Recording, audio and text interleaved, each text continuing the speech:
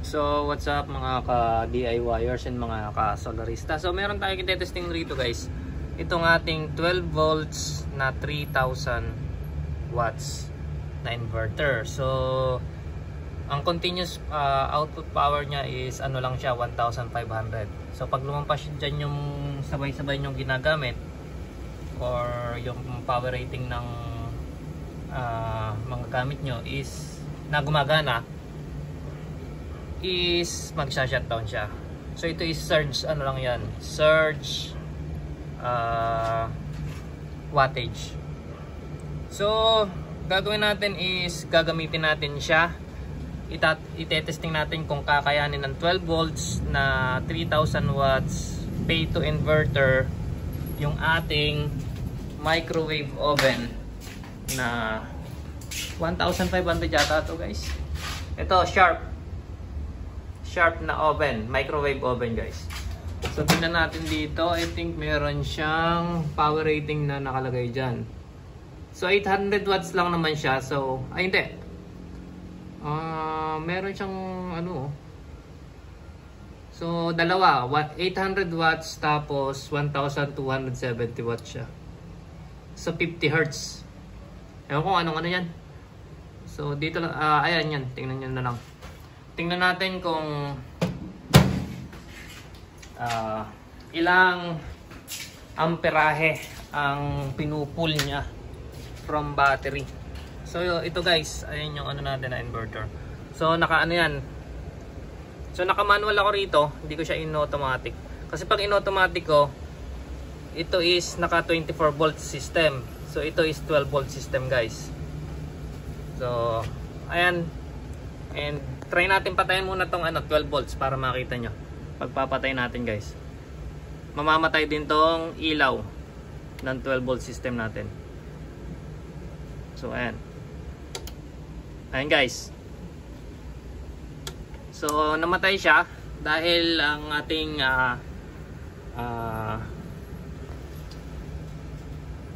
source of electricity dito is dito sa ating 12 volt system.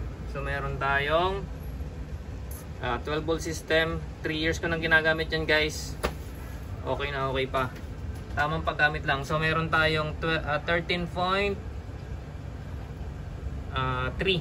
volts. Ayan, 13.3 volts. Tingnan natin kung kakayanin. Currently 8 amps ang pinupul niya nung ano. So malaki-laki yan. So nasa 7 to 8 amps. So kuha na tayo. Doon na tayo sa ating content ngayon. So ngayon is naka 12 volt system tayo guys. Ayan. So tingnan natin. Saksak na muna natin yan guys. Alright. So ayan, gumana na. Patakbuhin natin to ng 1 minute. Napatakbo ko na siya kanina kaya lang pinatay ko lang. So 1 minute. Tingnan natin yung amperahe na pinupul niya.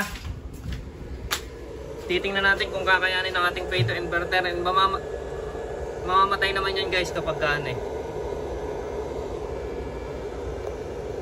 So nakikita nyo guys, 42 amps, 48.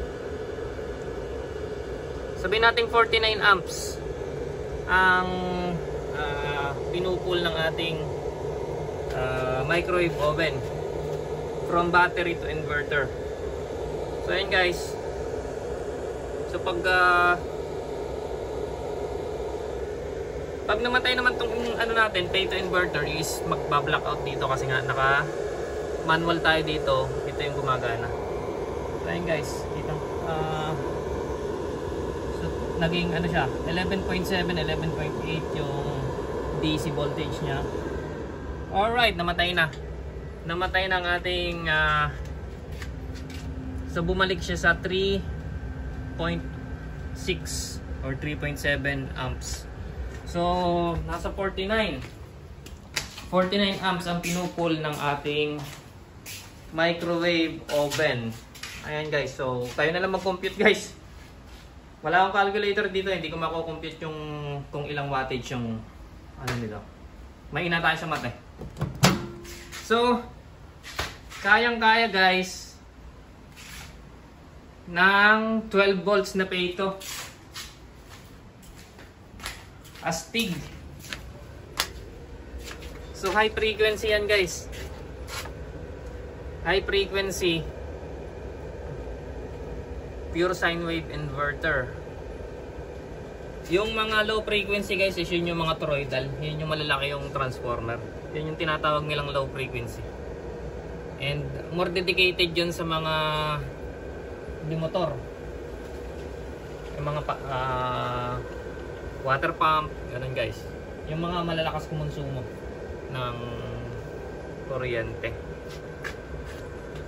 So ayan guys, yung ano natin, simple actual video ng ating Peito 12 volts inverter, pure sine wave, 3000 watts.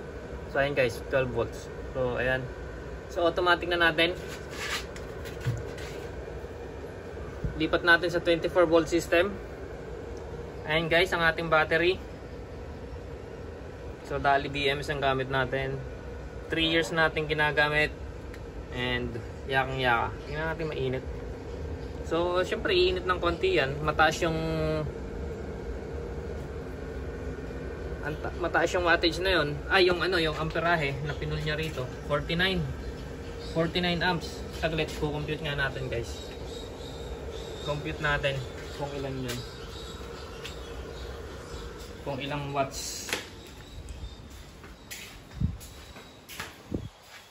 So ayun guys, so sana guys nagkaroon kayo ng idea sa video natin ginawa. And so nagkaroon tayo ng naka-inspire tayo about sa dito sa paggamit nitong Peito inverter. And nabigyan ko kayo ng konting idea about sa performance nitong ating Peito inverter na 12 volts 3000 watts. So kaya-kaya niya yung microwave oven guys. So ito is 12 volts 100 AH. So yun lang guys, peace out. And subscribe nyo yung channel natin. And meron tayong pag-giveaway guys sa susunod na ano natin. Ito. So ano, kwanto MPPT ay solar charge controller, yung MPPT solar na name. And ayun guys, PWM nga lang siya, hindi siya MPPT. Name lang yan guys, MPPT solar marketing.